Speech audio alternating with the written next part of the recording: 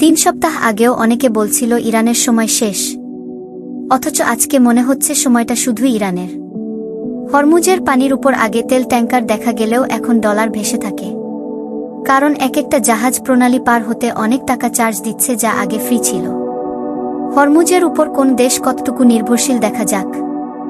Japan 73%, দক্ষিণ Korea 70%, Pakistan 60%, Taiwan 60%, Bharat 42%, চীন 40 থেকে 45%, থাইল্যান্ড 30 থেকে 35%, সিঙ্গাপুর 30%, মালয়েশিয়া 25 থেকে 30%, ফিলিপাইন 25%, ইন্দোনেশিয়া 20 থেকে 25%, ভিয়েতনাম 20%, ইতালি 15%, স্পেন 12 থেকে 15%, মার্কিন যুক্তরাষ্ট্র 2 থেকে 5%।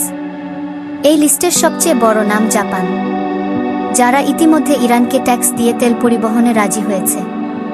এছাড়া সিংহভাগ দেশ আপোষ করেছে ইরানের সাথে।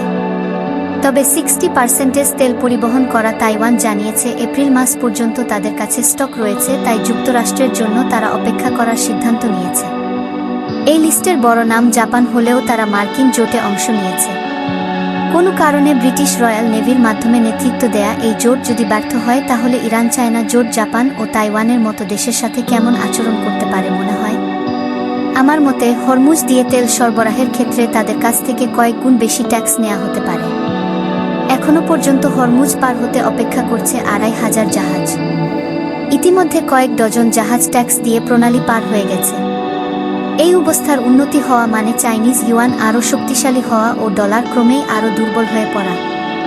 দেখা যাক সময়ের সাথে পাল্লা দিয়ে এই লিস্ট কত বড় হতে পারে।